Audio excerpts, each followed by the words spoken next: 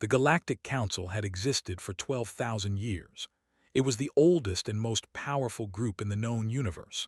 47 different alien species sat in the Great Hall, a massive room carved from living crystal on a planet called Nexus Prime. The walls glowed with soft blue light. The ceiling rose so high that clouds sometimes formed inside. Every species that mattered had a seat here. The tall insect-like creatures with hard shells and clicking voices controlled most of the trade routes. The massive beings made of living rock provided military strength. The small and bird-like were known for their science. The quiet and thoughtful kept the histories of all species. For thousands of years, they had made decisions together. They traded technology. They shared star maps. They protected each other from threats. They believed they had seen everything the universe could offer. Then humanity arrived. The human ship was small and ugly. It looked like a metal box with engines attached. It could barely travel faster than light, using technology that the Council species had abandoned centuries ago. When it entered the Nexus Prime system, the defense stations almost destroyed it by accident. They had never seen anything so primitive try to reach them. But the Council had rules. Any new species that achieved faster-than-light travel had the right to speak. One representative, one speech, one chance to prove their worth. Ambassador Park walked into the Great Hall with her head held high. She was a small woman with black hair tied back in a simple style. She wore a dark blue uniform with no decorations. Behind her walked her aide, a young man named Doha, carrying a simple data device. The alien delegates watched her with various expressions. The clicked their jaws in a way that showed amusement. The shifted their massive bodies, clearly bored. The whispered to each other in their musical language. None of them expected anything important from this soft, weak-looking creature. Stepped onto the central platform. A beam of light surrounded her, and her voice was translated instantly into every language in the room. She began to speak. She told them about Earth, a small blue planet orbiting an ordinary yellow star. She described humanity's history with honesty. She did not hide the wars, the suffering, the times when humans had nearly destroyed themselves. She spoke of the great conflicts that had killed millions. She admitted that even now, humans sometimes fought each other over foolish things. But she also told them about human music, about songs that made people cry with joy or sadness, about instruments made from wood and metal that created sounds no computer could copy. She described paintings that captured single moments of beauty and kept them alive for centuries. She told them about human stories, tales of heroes and villains, of love and loss, of ordinary people doing extraordinary things. She explained how humans shared these stories around fires for thousands of years before they ever dreamed of reaching the stars. She spoke of human hope. Despite every war, every plague, every disaster, humans always rebuilt. They always tried again. They looked at the darkness and chose to light candles instead of cursing it. Finally, she made her offer. "We do not have advanced technology to trade," said. Her voice was calm and clear. "We do not have rare resources or military power, but we have our culture, our art, our music, our stories. We offer to share everything we are with the Galactic Council. In return, we ask only for basic star maps. We want to learn, we want to grow, we want to be your friends." She stopped speaking and waited. The great hall was silent for a moment, allowed herself a small hope. Perhaps they understood. Perhaps they saw the value in what humanity offered. Then the high speaker made a sound. It started low, a clicking rattle from deep in his throat. The translation device turned it into laughter, loud, mocking laughter. Others joined. The rumbled like distant thunder. The chirped in high-pitched amusement. Even the usually quiet pulsed their throat sacs in what their species used for laughter. The sound filled the great hall. It bounced off the crystal walls and came back even louder. Hundreds of aliens from dozens of species, all laughing at the small human woman standing alone on the platform. Doha gripped his data device so hard that his fingers turned white. His jaw was tight with anger, but he said nothing. He had been trained for this moment, even if he had hoped it would not come. Did not move. Her face showed nothing. She stood like a statue while the laughter washed over her. The high speaker finally controlled himself enough to speak. "You offer us art," he said, his voice still shaking with amusement. "Stories and songs. Little human, the council trades in real things. Technology that can reshape worlds. Resources that power civilizations. Military alliances that protect entire species." He leaned forward, his multiple eyes focusing on her. "What use do we have for the scribblings of a species that still kills itself over patches of dirt? Your paintings cannot power a starship.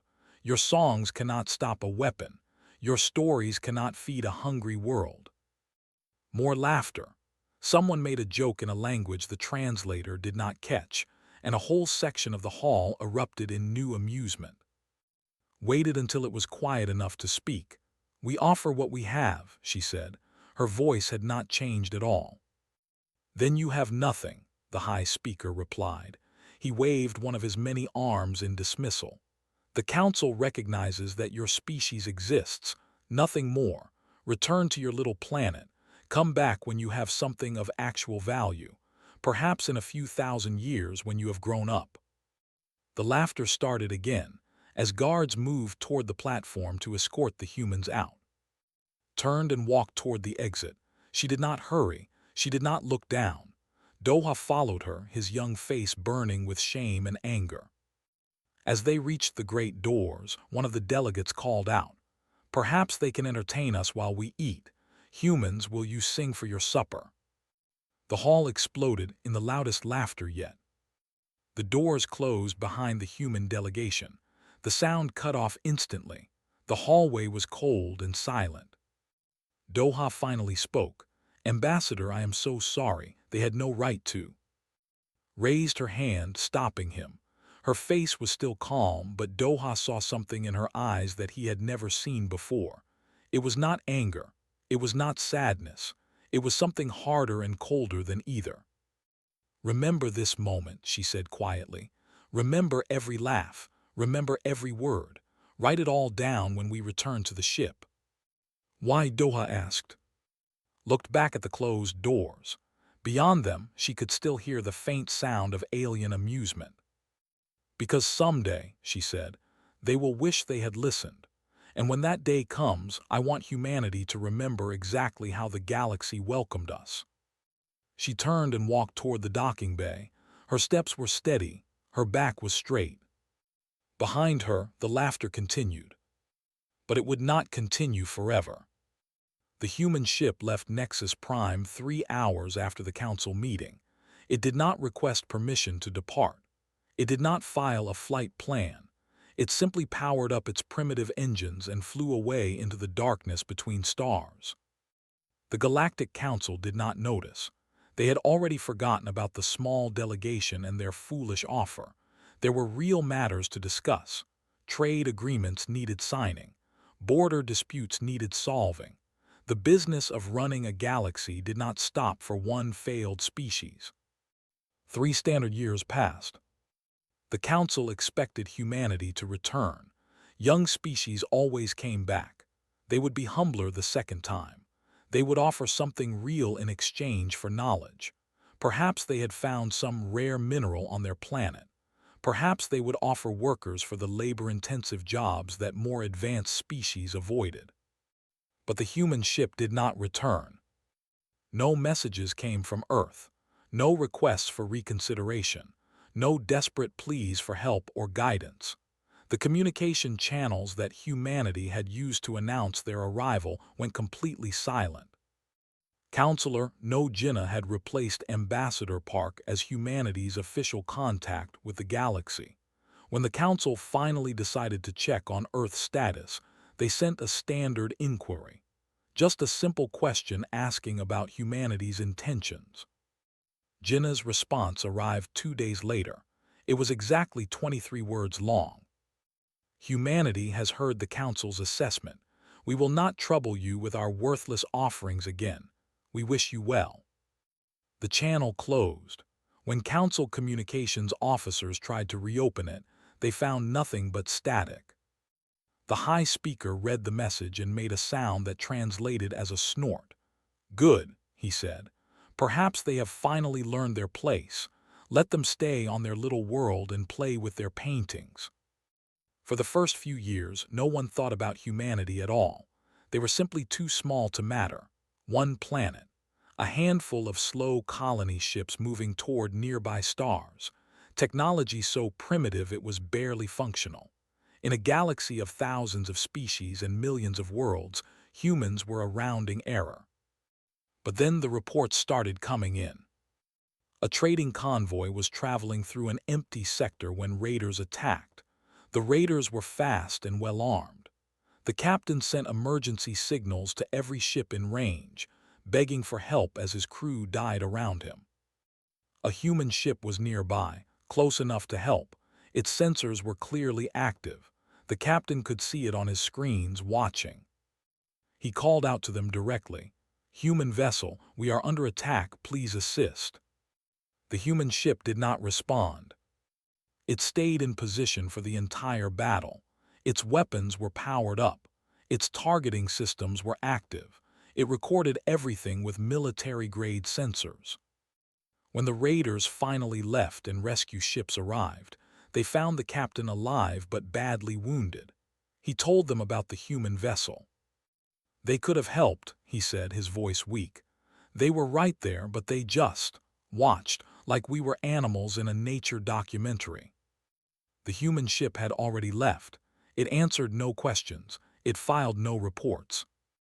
6 months later, a research station suffered a terrible accident. Something went wrong with the main power core. Radiation flooded the station. Scientists sent desperate calls for help as they tried to seal damaged sections and save their colleagues. A human patrol ship detected the emergency signals. It arrived at the station in less than 4 hours, faster than any Council vessel could have reached. It stopped exactly 1,000 kilometers away and did nothing. For 6 days, the human ship sat there while they struggled to survive. It did not answer their calls. It did not offer supplies or medical help. It did not even send a simple message of encouragement. What it did do was deploy sensor stations. Small floating devices that recorded everything happening on the station, every death, every desperate repair attempt, every failed effort to contact the silent human vessel. When rescue ships finally arrived, the human vessel collected its sensors and left. The data it had gathered was never shared with anyone. "What are they doing?" the high speaker demanded in a private council session. "What game are they playing?" No one had answers. Over the next decade, similar reports came from across the galaxy. Human ships appearing at disaster sites, battles, and emergencies, always watching, never helping, recording everything with obsessive detail. They seemed to be everywhere at once. Council intelligence officers tried to track their movements but found it impossible. The humans had learned to mask their engine signatures. They could appear and disappear like ghosts. And they never spoke, not one word to any Council species for 10 long years. The ambassador requested a private meeting with the high speaker.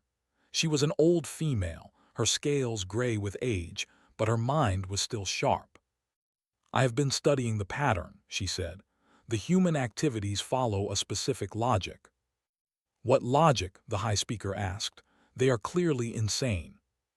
"No," they replied. "They are learning. Every incident they observe teaches them something. They are studying how we fight, how we respond to emergencies, how we coordinate or fail to coordinate our efforts." She pulled up a star map showing human over the past decade. "Look at where they position themselves, always at perfect observation points, always close enough to see everything but far enough to escape if threatened. They are gathering intelligence on a massive scale." The high speaker's clicking slowed as he processed this. Intelligence for what purpose? The old eyes met his. I do not know, but I know this. We laughed at them for offering art and culture. We told them they had nothing of value. Now they are silently watching our every weakness and we cannot stop them. She turned to leave, then paused at the door. Ambassador Park asked only for star maps in exchange for friendship. We gave her mockery instead. I find myself wondering what humanity would have asked for after 1,000 years of partnership.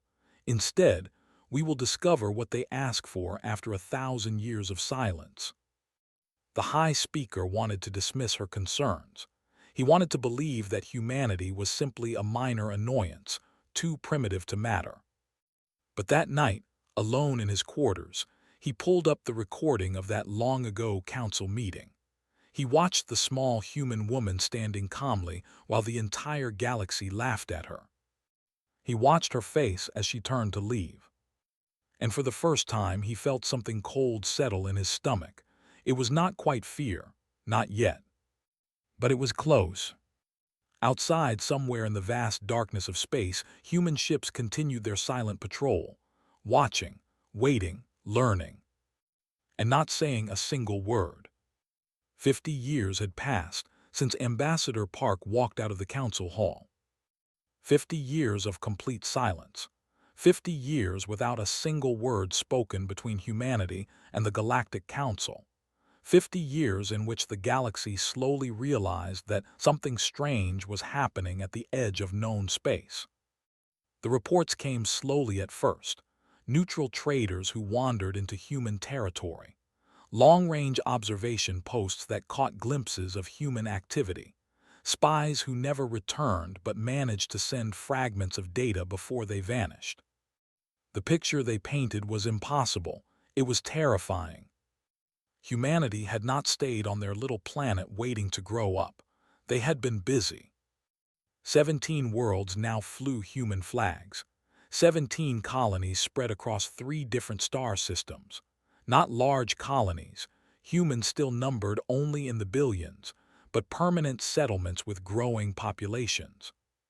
The council species had colonized worlds for thousands of years. They had developed sophisticated terraforming technology. They could transform dead rocks into paradise gardens within a century. Humans had none of this technology, so they found another way. On frozen worlds, they built cities under massive domes. They heated the air with nuclear reactors and grew food under artificial lights. On worlds with poisonous atmospheres, they constructed sealed habitats and filtered every breath through mechanical systems. On worlds with crushing gravity, they modified their own bodies over generations, becoming shorter and denser until they could walk normally. It was brutal work. Many died in the early years. Entire colonies were lost to accidents, diseases, and equipment failures. But humans kept coming. They kept building. They kept adapting. They are like insects, an observer reported. You crush one and 10 more appear. You destroy their nest and they build a new one. They do not know how to give up. The technology reports were even more disturbing. Human weapons had evolved far beyond anything the Council expected. They had no elegant plasma cannons or gravity manipulation devices. Instead, they had perfected the art of making things move very, very fast. Their main weapon was something called a mass driver, a simple device that used magnetic fields to accelerate dense metal rods to incredible speeds. Nothing fancy, nothing sophisticated, just basic physics applied with brutal efficiency. A single human mass driver round, traveling at half the speed of light, could punch through any shield the Council had developed. It could split a warship in half. It could crack a small moon. Primitive weapons, the military council insisted. Our shields can handle such things. But test after test proved them wrong. Human weapons did not care about shield technology. They were too simple to be confused by electronic countermeasures. They moved too fast to be shot down. And humans had built thousands of them. Admiral commanded the human military forces. He was a quiet man who rarely smiled.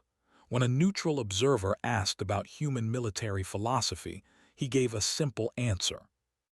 "Every species in the galaxy has better technology than us," he said. "Faster ships, stronger shields, more powerful weapons. We cannot match you in any of these areas, so we do not try." The observer asked what humans did instead. His eyes were cold. "We accept losses that would break other species. We train until our pilots can fight without thinking. We build redundant systems for every critical function, and we never ever stop coming." He paused. "A single human destroyer can be destroyed by any Council warship, but humans do not send single destroyers. We send 20. We send 50. We send as many as needed, and then we send more." The observer noted that this seemed wasteful. "Yes," agreed.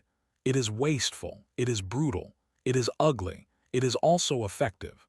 The question is not whether we can defeat superior technology. The question is whether our enemies can kill enough of us before we reach them. History suggests they cannot." But weapons and colonies were not the strangest thing humanity had built during their 50 years of silence. They had built the archive. Every human colony contained a massive underground facility. Every human ship carried a smaller version. Together, they formed a network that stretched across all of human space. The archive contained everything humanity had ever created, every song ever sung, every story ever told, every painting, sculpture, dance, and poem, every scientific discovery and philosophical thought, every piece of human culture from cave paintings to digital art. It was not just a library, it was a religion. Human children learned archive protocols before they learned mathematics. Every adult was required to contribute something original every year: a song, a story, a piece of craft. The worst crime in human society was destroying cultural works. A captured human pilot was asked about this obsession. Why did humans care so much about preserving art when they were struggling to survive on hostile worlds? The pilot looked at his captors like they were missing something obvious. "You have been alive for millions of years," he said. "You have technology we cannot imagine. You have power we cannot match. But what have you created? What songs do you sing? What stories do you tell your children?" He smiled, though there was no humor in it. "The Council laughed at our culture. They said art cannot power starships or stop weapons. They are right. Art cannot do those things, but it can do something more important. It can tell us who we are. It can remind us what we are fighting for." He leaned forward. "You have spent 50 years wondering what humans want. You have watched us build and grow and prepare, and you cannot understand why. Here is your answer. We are building a civilization worth preserving. Every ship we construct, every weapon we forge, every colony we establish exists to protect human culture from those who would destroy or dismiss it." The pilot was eventually released as part of a prisoner exchange. His words were filed in a council database and mostly forgotten. But the ambassador read them. She read them many times. And she began to understand what was coming. Humanity had been insulted. Humanity had been dismissed. And humanity had responded not with war or with begging, but with something far more dangerous. They had responded with patience.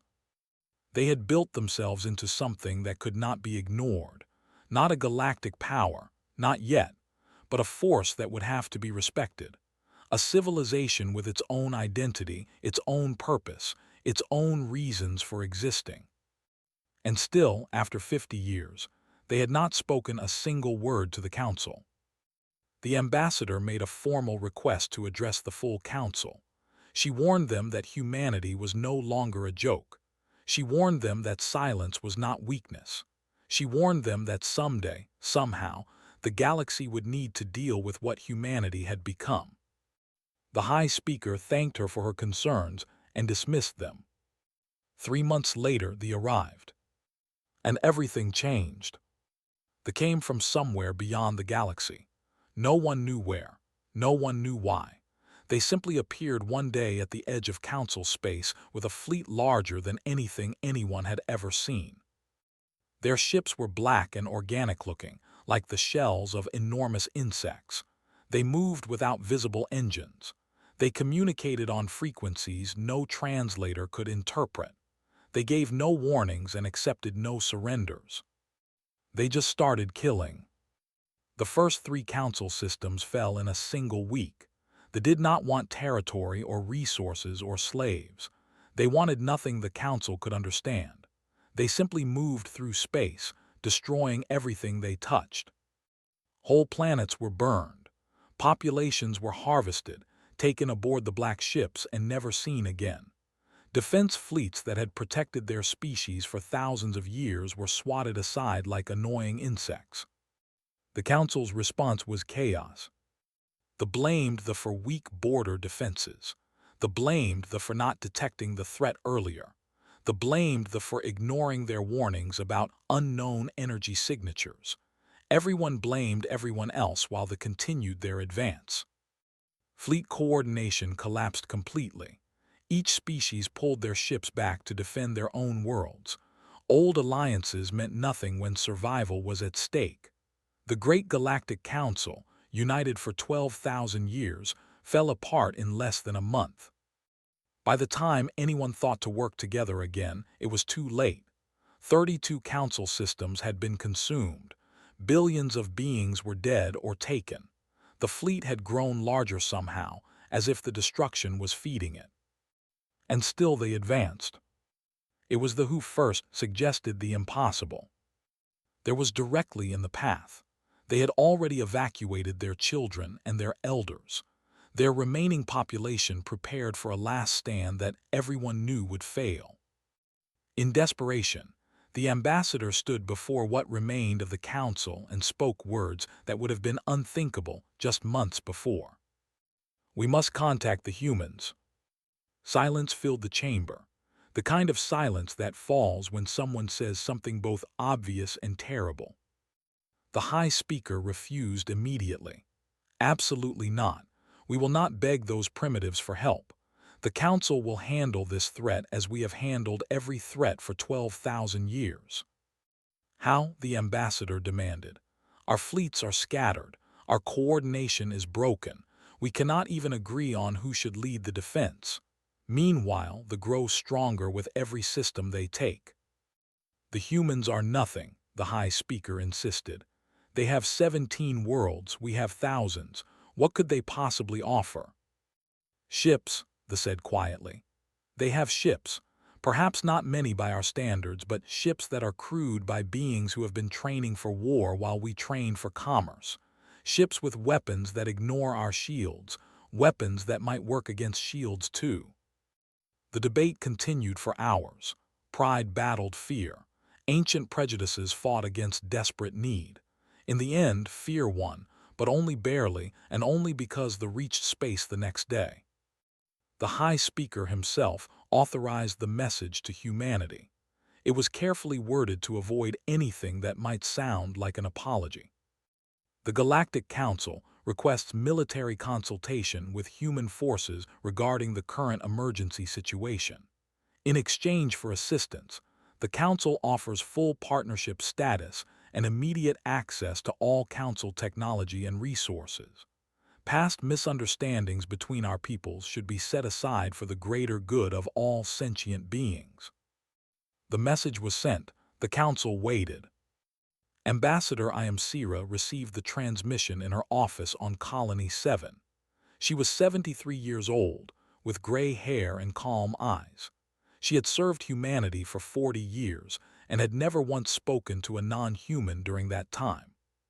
She remembered the day Ambassador Park returned from Nexus Prime.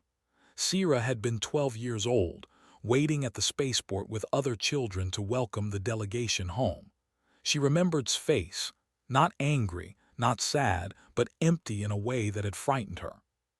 That night her parents had explained what happened, the laughter, the dismissal, the mockery of everything humanity valued. Sira had not understood everything at 12, but she understood enough. She understood that the galaxy thought humans were a joke. She understood that humanity would have to prove them wrong. 61 years later, she read the Council's message 3 times. She noted the careful wording that avoided any admission of wrongdoing. She noticed how they offered partnership now when they needed help, after refusing even basic star maps when humanity asked politely. She thought about what to say. She thought about the 50 years of silence. She thought about every human who had died building colonies on hostile worlds while the Council laughed. She thought about every soldier who had trained for a war they hoped would never come. Then she wrote her response. It was exactly 23 words long, the same length as Counselor No Jinnah's message 50 years before. Sira did not think anyone on the council would notice the symmetry, but she found it satisfying anyway. Humanity has heard the council's request. We wish you well. She sent it, then she closed the channel. Within hours, more messages arrived. The council pleaded. They offered more technology, more resources, more concessions. They used words like partnership and friendship and mutual benefit. Sira did not respond to any of them.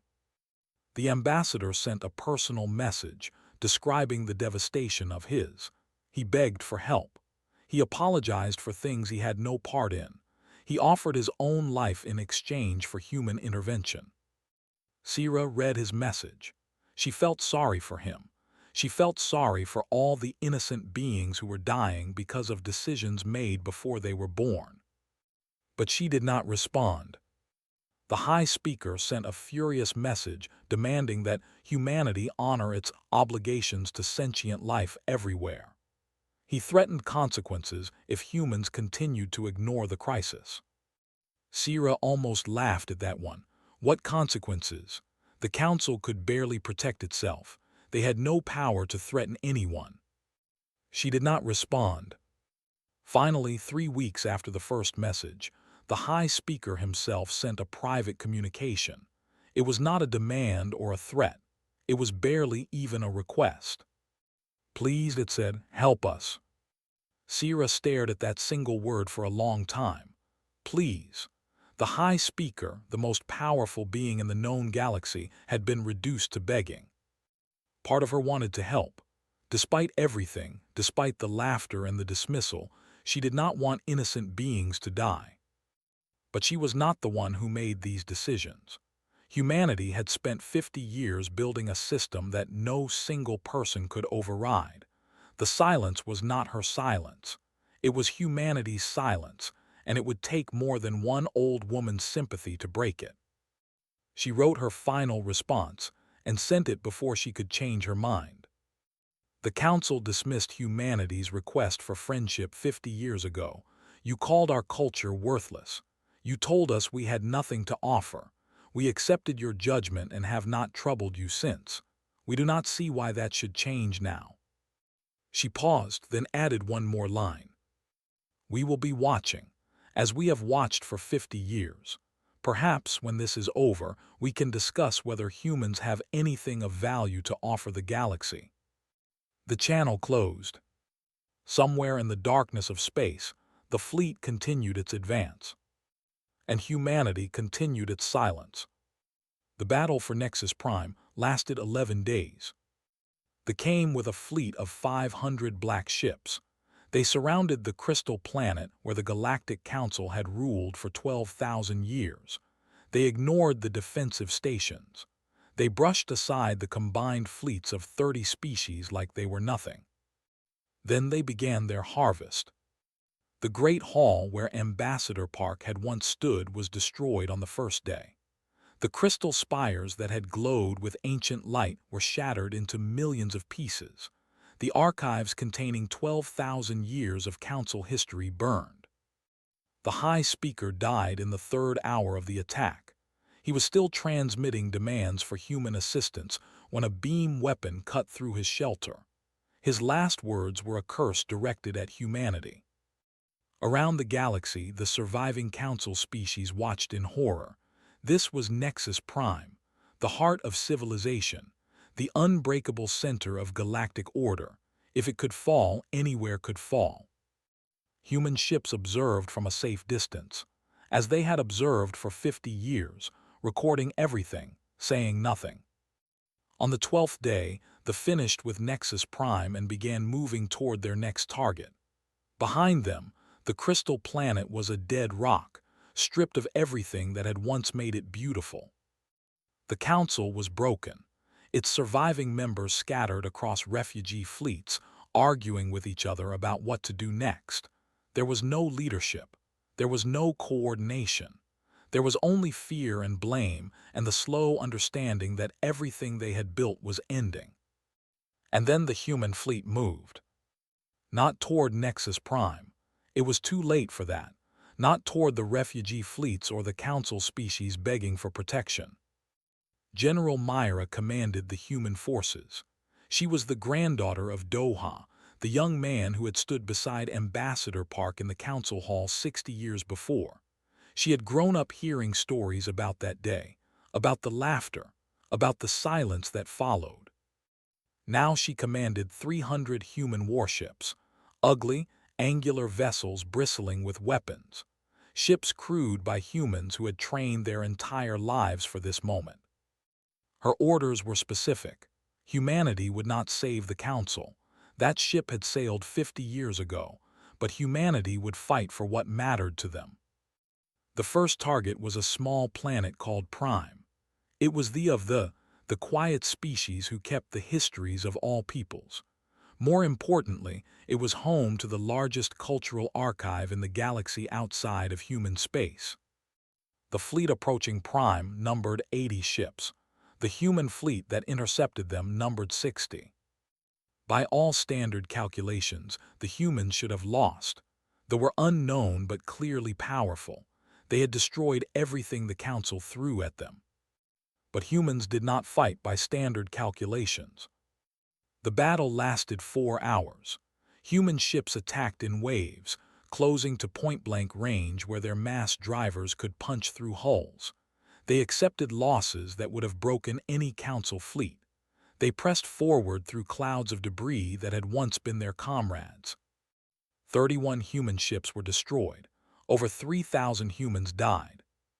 But when the battle ended, all 80 vessels were drifting wreckage. They watched from their planet in stunned silence. The humans had saved them, without being asked, without any promise of reward. Humans had died to protect a species that had never shown them kindness. An official tried to hail the human flagship to express gratitude. The communication was ignored. Over the following months, human fleets appeared across the galaxy. They fought battles that seemed to follow no pattern.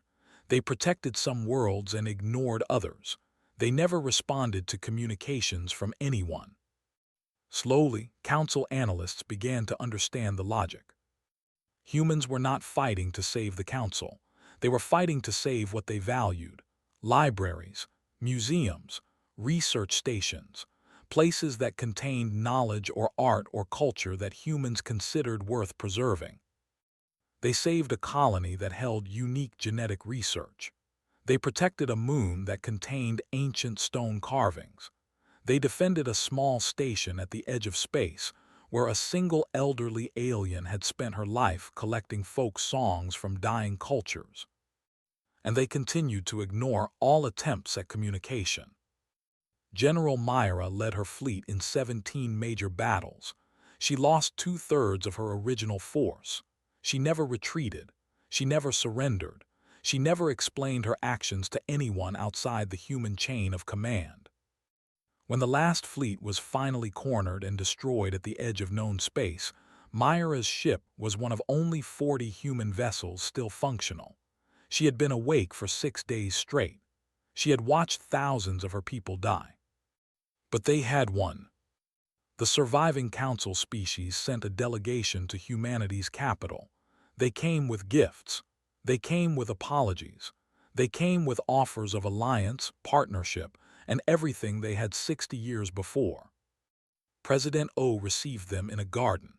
She was 91 years old, small and gray-haired, but her mind was sharp and her eyes missed nothing. She listened patiently as the delegates made their speeches. They praised human courage. They acknowledged past mistakes. They offered to welcome humanity into the council as full members with all rights and privileges. When they finished, smiled gently. "You misunderstand," she said. "We did not fight for you, we did not win for you, and we will not join you." The lead delegate, a young who had hatched after the fall of Nexus Prime, struggled to comprehend. "Then what do you want? What can we offer?" Considered the question for a long moment. "You laughed at our art," she said finally. "You dismissed our culture as worthless. You told us we had nothing to offer the galaxy." She gestured at the garden around them, flowers from 17 worlds, sculptures from human history, music playing softly in the background. "We spent 60 years proving you wrong. Not to you, to ourselves." She rose slowly, indicating that the meeting was ending. "Humanity does not need the Council's approval. We never did. We simply needed to remember that." The delegate was desperate now. "But surely we can work together. Surely after everything that has happened, we can build something new." Paused at the garden door. She thought about Ambassador Park, who had died 30 years ago, still waiting for an apology that never came. She thought about Doha, who had trained his granddaughter to remember everything. She thought about all the humans who had lived and died during the long silence. "You are welcome to visit our galleries," she said finally. "Our archives are open to all who approach with respect. Our hospitals will treat your sick. Our ships will defend the innocent." "And in return?" the delegate asked. President O smiled. It was a small expression, quiet and sad and somehow triumphant all at once. "Nothing," she said. "We offer these things because they reflect who we have chosen to be. That is what you failed to understand 60 years ago. Culture is not a trade good. Art is not a bargaining chip. They are the reasons we survive, the reasons we fight, the reasons we matter." She turned and walked away, leaving them alone in the garden surrounded by the fruits of humanity's long silence. The music continued to play. Somewhere in the vast darkness between stars, human ships patrolled the borders of known space. They watched for threats. They protected what they valued. They said nothing to anyone. But they remembered everything. And in the great archive that stretched across all human worlds, a new entry was added to the permanent collection. It was a simple recording, recovered from ancient files. It showed a small woman standing in a crystal hall while hundreds of aliens laughed at her. The recording ended with Ambassador Park walking toward the door, her back straight, her face calm. Below the recording was a single caption: "They laughed at us once, they will never laugh again." The archive preserved everything, including lessons that should never be forgotten.